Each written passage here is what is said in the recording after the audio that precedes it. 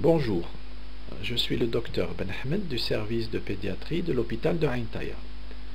Nous allons voir ensemble la GNA de l'enfant, plus précisément la glomérulonéphrite aiguë post-infectieuse post-streptococcique de l'enfant. Ce sera également donc une occasion pour vous parler des syndromes néphritiques, puisque la GNA fait partie des syndromes néphritiques, c'est un syndrome néphritique. Et également, nous allons essayer de voir la différence qu'il y a avec le syndrome néphrotique, qui est une autre entité, qui j'espère nous aurons l'occasion de voir ultérieurement. Nous commençons ce premier chapitre de généralité par la définition. On désigne sous le terme de GNA des lésions non suppuratives des glomérules rénaux sous l'action de divers mécanismes immunopathologiques. Alors remarquez quels sont les termes importants dans cette définition. D'abord, non suppurative, car il ne s'agit pas d'une action directe du germe, nous n'allons pas trouver de pus dans les lésions, mais il s'agit plutôt d'une histoire immunopathologique. Nous allons limiter notre cours à la glomérulonéphrite aiguë post-streptococcique. Alors, remarquez que on va vous parler souvent de GNA sans préciser, parce qu'en fait, chez l'enfant, c'est la GNA post-streptococcique qui est la plus fréquente des GNA. Donc, nous avons pris l'habitude de dire tout simplement GNA sans préciser. Remarquez aussi que j'ai mis entre parenthèses glomérulonéphrite à début aigu, car en fait, certains auteurs préconisent de ne pas dire glomérulonéphrite aiguë, mais plutôt glomérulonéphrite à début aigu, car nous sommes en pédiatrie et à cet âge-là, il est difficile de prédire si c'est vraiment une maladie aiguë ou bien si c'est le début aigu d'une pathologie chronique.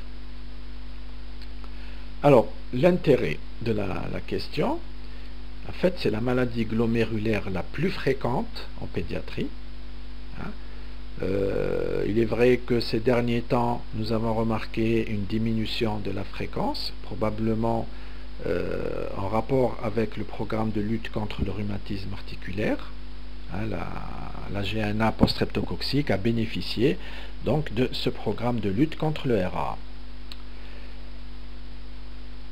Second point, l'évolution peut être grave. En fait, le pronostic vital peut être menacé par l'hypertension artérielle, et ça nous allons voir dans l'étude clinique. Ensuite, l'évolution lointaine. Eh bien, on ne sait pas s'il s'agit d'une GNA, donc une histoire aiguë qui va rentrer dans l'ordre rapidement, ou bien si c'est le début d'une glomérulonéphrite chronique. Et dans notre étude, donc, nous allons voir comment s'en sortir de ce piège. Chapitre 2, épidémiologie. L'âge de survenue de la GNA post-streptococcique, c'est l'âge préscolaire, c'est-à-dire 4-5 ans. Il est exceptionnel d'observer une GNA post-streptococcique avant l'âge de 2 ans. Il existe dans l'année 2 pics saisonniers. Un pic à la fin de l'hiver et au début du printemps, ce sont les GNA qui sont secondaires aux infections pharyngées, donc les angines, et un pic à la fin de l'été et au début de l'automne, ce sont les GNA secondaires aux infections cutanées, donc l'impétigo. Le germe responsable, bon, vous l'avez compris, c'est le streptocoque bêta-hémolytique du groupe A. Ce qu'il faut savoir, c'est que ce ne sont pas tous les sérotypes qui sont néphritogènes. Certains vont vous donner des GNA, mais certains sérotypes vont vous donner des rhumatismes articulaires aigus. Il est à noter que d'autres agents infectieux peuvent être responsables de GNA post-infectieuse.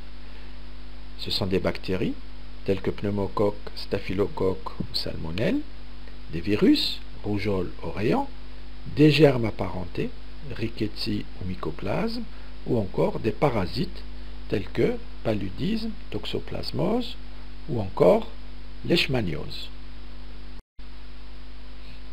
Pour la pathogénie, il s'agit d'un processus immunologique avec dépôt de complexes antigènes-anticorps sur la membrane basale du glomérule.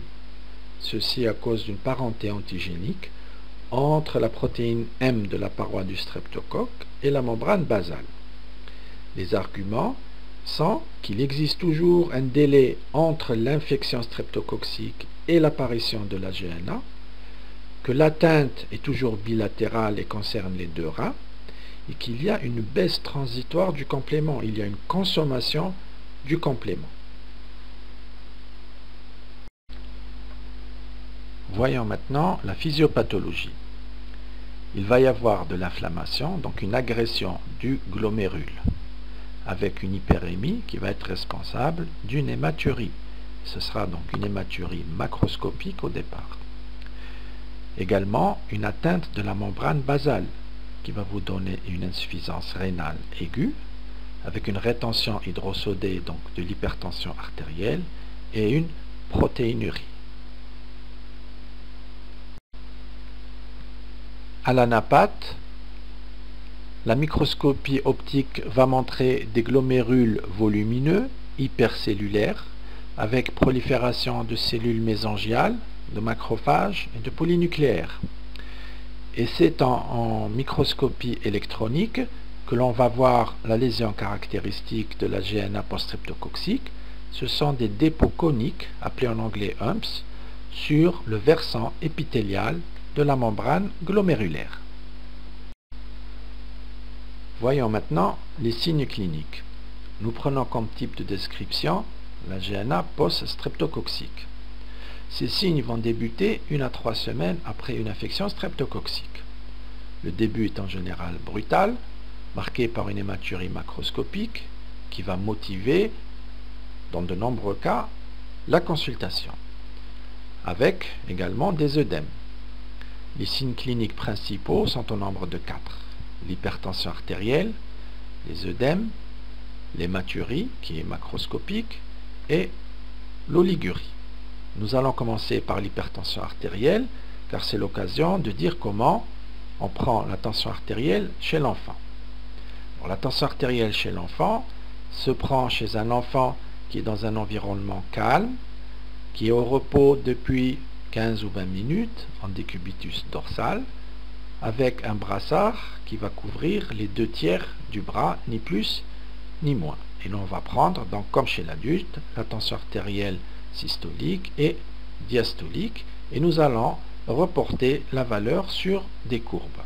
Alors il existe plusieurs courbes, internationales, OMS. Nous, dans le service, nous utilisons les anciennes courbes d'André.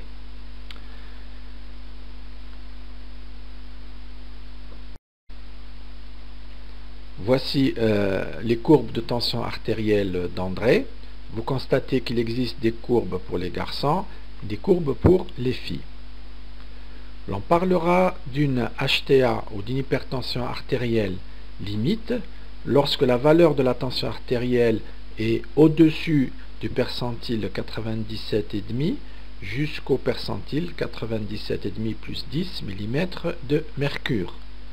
On parlera d'une HTA confirmée lorsque la tension artérielle sera comprise entre le percentile 97,5 plus 10 jusqu'au percentile 97,5 plus 30. Et enfin, on parlera d'une HTA menaçante lorsque la valeur de la tension artérielle sera supérieure au percentile 97,5 plus 30 mm de mercure.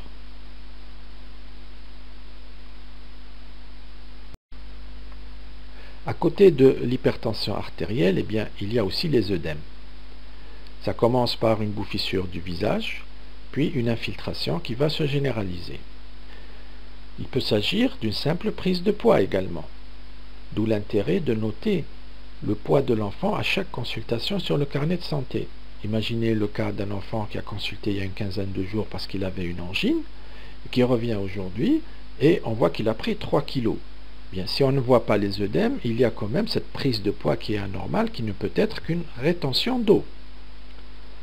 Autre signe, l'hématurie. Alors c'est une hématurie qui est macroscopique, qui va motiver la consultation dans beaucoup de cas. Les urines sont foncées et troubles. On va retrouver également une oligurie, puisqu'il y a une rétention hydrosodée, donc la diurèse ne va pas dépasser 200 à 300 cc. Alors tous ces signes que l'on vient de voir sont des signes que l'on va retrouver dans toutes les glomérulonéphrites et syndromes néphrétiques.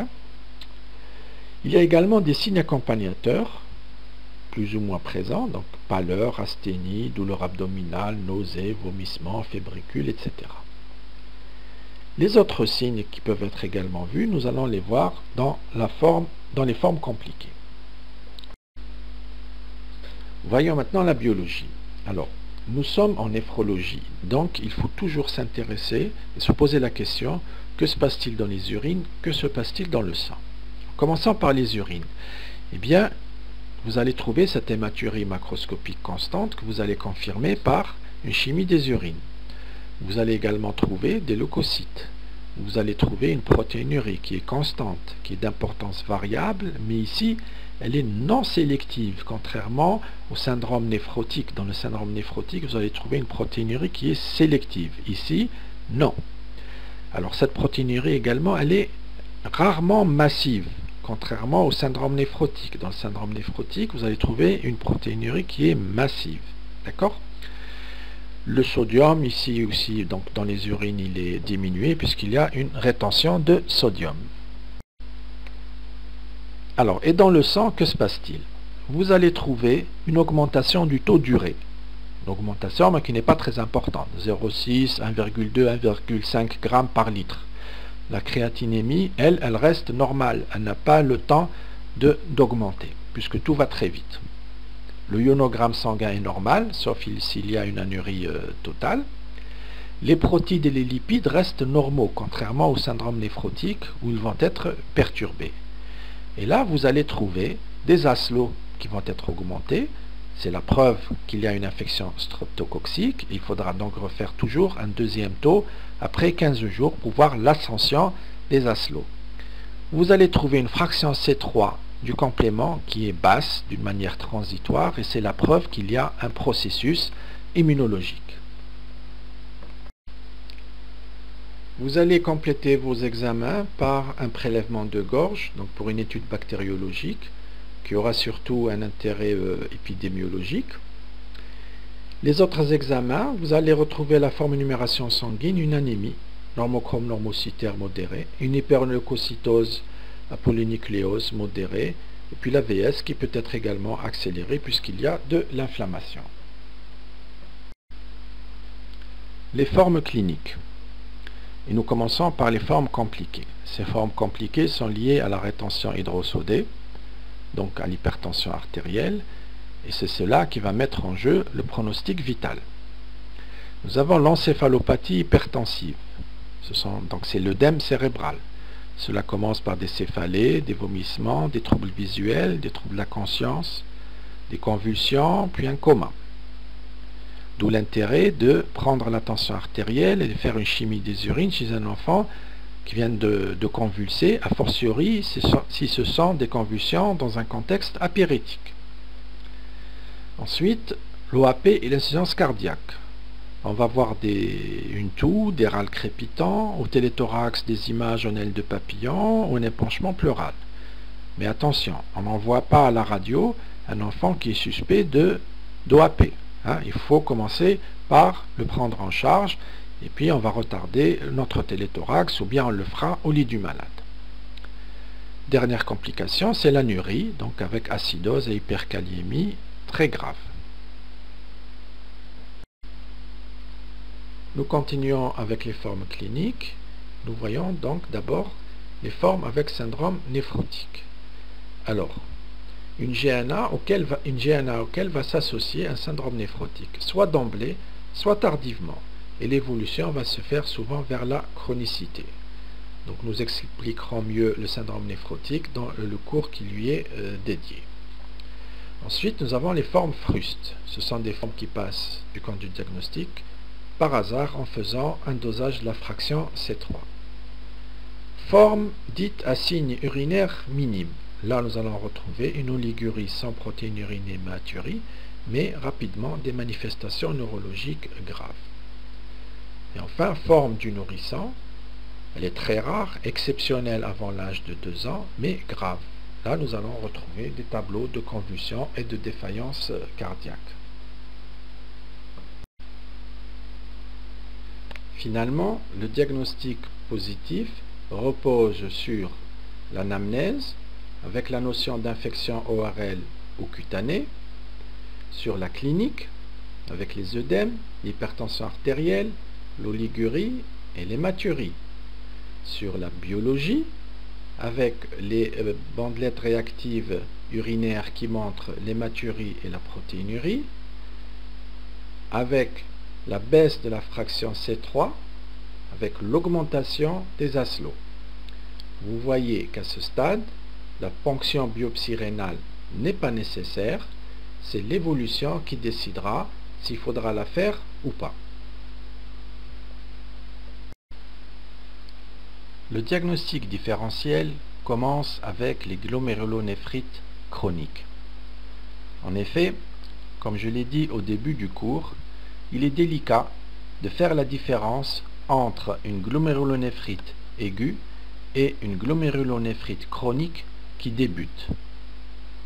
Cependant, il existe certains éléments en faveur d'une glomérulonéphrite chronique à son début, comme la simultanéité entre l'infection et la poussée hématurique, ou encore la protéinurie massive et la créatinémie élevée, ou bien une HTA prolongée, ou encore une anémie, qui voudrait dire qu'il existe déjà un déficit en érythropoïétine, ou une hypocalcémie, qui voudrait dire un déficit en alpha-1 hydroxylation de la vitamine D, ou encore l'absence de la baisse du C3 ou la persistance de la baisse de celui-ci au-delà de la phase aiguë. Lorsqu'on va penser à la glomérulonéphrite chronique, il faudra très probablement faire une biopsie rénale pour faire le diagnostic de certitude. Néanmoins, en tant que pédiatre, il y a quand même 3 ou 4 pathologies qu'on peut suspecter comme étant des glomérulonéphrites chroniques déjà au stade clinique avant d'aller à la biopsie rénale. Par exemple, la maladie de Berger. C'est une hématurie macroscopique récidivante avec une fraction C3 qui est normale, des IgA sériques augmentés, et à la biopsie rénale, on a un dépôt d'IgA. En fait, c'est une maladie, dès qu'on va faire l'anamnèse, nous aurons la notion de récidive. Le papa va vous dire « Ah, mais mon fils a fait la même chose il y a quelque temps ou il y a l'année dernière. » Or, une glomérulonéphrite aiguë post-streptococcique ne récidive pas. Donc, devant toute récidive, nous allons penser à la maladie de Berger. Autre glomérulonéphrite chronique dont on pourra faire une approche diagnostique au stade clinique, c'est le syndrome d'Alport. Donc, c'est une maladie qui est autosomique dominante. Donc, on va retrouver des antécédents familiaux de surdité, d'insuffisance rénale progressive, surtout chez les garçons, puisqu'elle est bénigne chez la fille. On va retrouver également une surdité de perception, une atteinte oculaire associée, et l'on fera donc la biopsie rénale pour asseoir le diagnostic. Troisième glomérulonéphrite chronique facile à identifier, c'est le purpura rhumatoïde, puisque l'on va retrouver d'autres syndromes, donc un syndrome cutané avec un purpura vasculaire des membres inférieurs, un syndrome articulaire avec des arthrites, un syndrome abdominal fait de douleurs abdominales, et enfin une atteinte rénale qui se voit dans 25% des cas. Nous avons ensuite le lupus érythémateux disséminé qui est également facile à identifier, puisqu'il se voit plus souvent chez la fille. On retrouve de la fièvre, des arthralgies, un exanthème du visage, des arthrites, une hépatosplénomégalie, des atteintes séreuses, altération de l'état général, et enfin la présence d'auto-anticorps. Quant aux autres glomérulonéphrite chroniques, bien, il est probable qu'on soit obligé de faire la biopsie rénale. Donc ce sont les glomérulonéphrite membrano-prolifératives, les membraneuses, les extramembraneuses, etc. À côté des glomérulonéphrite chroniques, il y a un autre diagnostic différentiel avec la GNA, Il s'agit du CHU, donc syndrome hémolytique et urémique. Il se voit souvent chez un nourrisson qui présente une anémie hémolytique, une thrombopénie avec une insuffisance rénale. Au frottis sanguin, on va retrouver des schizocytes donc, qui proviennent de l'hémolyse. Et à la biopsie rénale, une microangiopathie thrombotique avec une nécrose corticale. Donc cette pathologie est évidemment grave. Toujours dans les diagnostics différentiels, il faut citer les GNA d'autres étiologies, telles que les GNA secondaires à l'injection de sérum antitoxinique, tels que antitétanique ou sérum antiscorpionique. Également la prise des médicaments, tels que les sels d'or, les sulfamides, etc. Et enfin, les hématuries qui sont de cause urologique, telles que les lithiases, les uropathies obstructives ou encore les infections urinaires. Évolution et pronostic. L'évolution est généralement favorable. Elle va se faire en deux étapes. D'abord, une évolution immédiate, où l'on va constater une amélioration rapide au bout de quelques jours, avec une reprise de la diurèse, une diminution du poids, une disparition des œdèmes, une tension artérielle qui se normalise et une insuffisance rénale qui régresse. Puis, une phase d'amélioration lente. Elle concerne l'hématurie macroscopique qui va devenir microscopique en 2 à 3 semaines pour disparaître en 6 à 12 mois. La protéinurie, quant à elle, va disparaître également en 6 à 12 mois. Et la fraction C3 du complément va se normaliser en 6 à 8 semaines. Pour le pronostic à long terme, eh bien, la guérison complète se voit dans la majorité des cas. Et très rarement, on observera une évolution vers la glomérulonéphrite chronique avec possibilité d'insuffisance rénale terminale. Dans ces cas-là, voici les indications de la biopsie rénale.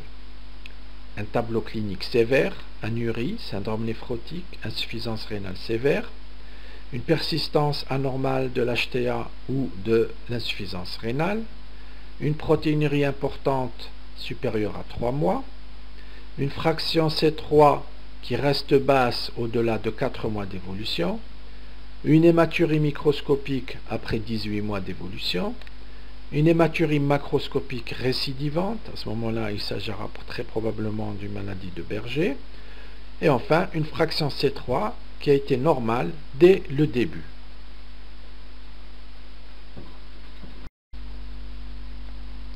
Nous voilà arrivés au traitement. Et nous commençons par les mesures générales. D'abord, le régime sans sel. Donc, il est impératif et il faudra le faire entre 3 et 6 semaines. Je vous conseille de prendre une moyenne de 4 semaines, c'est-à-dire un mois, c'est largement suffisant.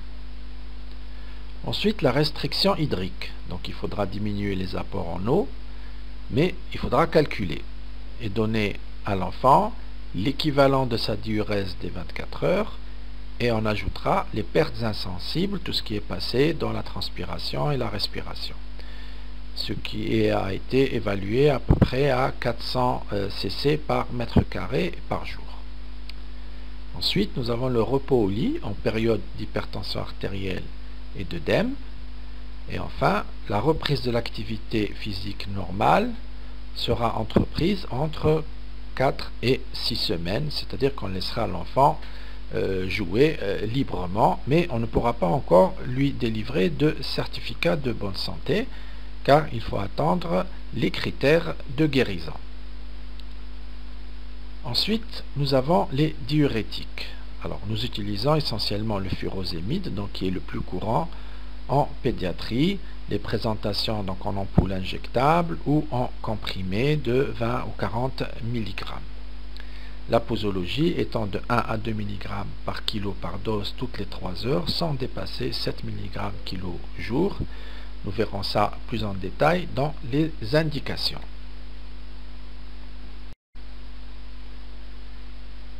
Après le furosémide, voici les hypotenseurs. Alors nous avons les vasodilatateurs à utiliser en cas d'OAP parce qu'ils ont un effet rapide, mais ils nécessitent une surveillance stricte de la tension artérielle.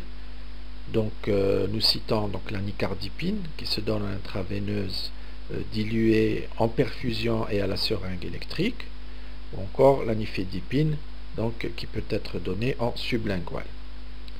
Les bêta-bloquants, nous citons l'acébutolol, donc également en péros, ou encore le propranolol, également en péros. Les hypotenseurs à action centrale sont contre-indiqués chez l'enfant et donc ne sont pas utilisés. Et enfin, les inhibiteurs du système rénine-angiotensine, tels que le captopril, donc sont très intéressants à utiliser en cas d'HTA réfractaire. Quant aux antibiotiques, nous utiliserons de la benzatine benzylpénicilline en une injection unique, ou bien en cas d'allergie, nous donnerons donc de l'érythromycine pendant 10 jours. Ceci pour éliminer le portage du streptocoque. Maintenant, voyons les indications du traitement. Lorsque le diagnostic est fait, l'enfant est hospitalisé, on le met au repos au lit en phase aiguë, on le met sous régime sans sel strict, on lui fait une restriction hydrique tout en veillant à calculer les apports comme on l'a vu précédemment. On lui fait une injection intramusculaire de benzatine benzylpénicilline.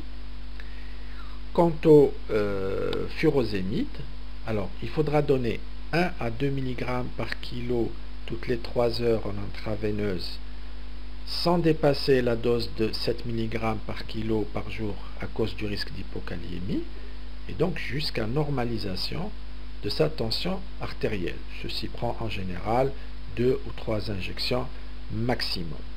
Alors une fois que la tension artérielle est normalisée, nous passons au traitement d'entretien péros à raison de 2 mg par kilo par jour pendant 5 jours. Et puis, on fait une dégression progressive jusqu'à l'arrêt du furosémide. Donc si on compte bien, donc un jour pour normalisation de la tension artérielle, 5 jours de traitement d'entretien, et puis 2 jours à peu près de dégression, ce qui fait un total de 8 jours d'hospitalisation maximum. Donc si l'hypertension artérielle ne répond pas au furosémide seul, c'est là que l'on va associer un vasodilatateur ou un bêta-bloquant. Alors, comment allons-nous surveiller notre patient?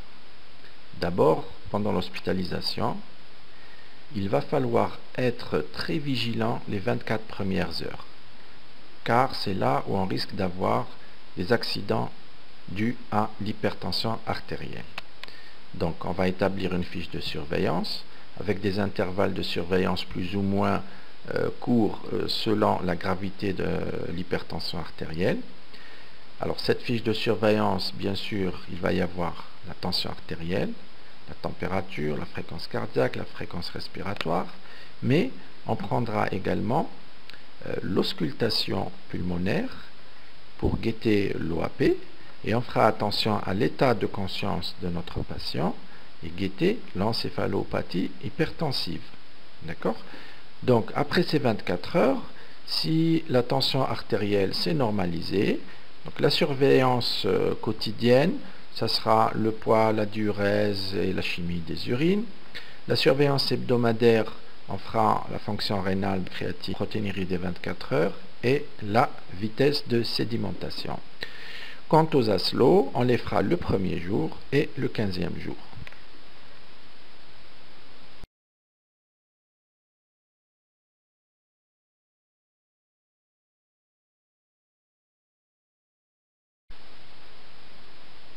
Après la sortie, le malade est revu au bout d'un mois. On fait un contrôle clinique, une chimie des urines, un bilan rénal, une vitesse de sédimentation et une fraction C3 du complément. On le revoit 3 mois plus tard. On fait un examen clinique, une chimie des urines, et si la précédente fraction du complément était encore basse, on va la recontrôler. Et ce sera la dernière fois, car nous sommes à 4 mois de la sortie. Si elle est encore basse, il faut penser à la PBR. Le contrôle suivant se fait après 3 mois, avec examen clinique. Au bout d'un an, on va guetter les critères de guérison, c'est-à-dire un examen normal, une tension artérielle normale, l'absence d'œdème, une chimie des urines qui est normale, des fonctions rénales qui sont normales, et une fraction C3 qui s'est déjà normalisée. Si un des critères reste anormal, il va falloir continuer la surveillance. Alors, le seul critère qui risque encore d'être anormal, c'est l'hématurie microscopique. Elle peut durer jusqu'à 1 an. Si au bout de 18 mois, elle persiste toujours, il va falloir faire la PBR. La prévention, eh bien, c'est le traitement des infections streptococciques ORL et cutanées, ainsi qu'une bonne hygiène dentaire. Alors, dans le cas de la GNA, il est inutile de faire une prophylaxie par les antibiotiques comme dans le RA, car la GNA ne récidive pas. Et pour conclure, vous voyez que le diagnostic de la GNA post-streptococcique est relativement facile. C'est en fait un syndrome néphritique qui a été précédé 1 à 2 semaines avant d'une infection streptococcique. Vous avez vu également que la ponction biopsique rénale n'est pas nécessaire au diagnostic, sauf si l'évolution nous fait penser à un début de GNC. Donc c'est l'évolution par la suite qui va trancher. Et enfin, je répète encore une fois, attention à l'hypertension artérielle. La GNA post-streptococcique est traître, et même si au départ la tension vous paraît normale, il peut y avoir des à-coups hypertensifs et il peut y avoir des accidents graves. Voilà. Je vous remercie de votre attention et je vous souhaite bon courage pour la suite.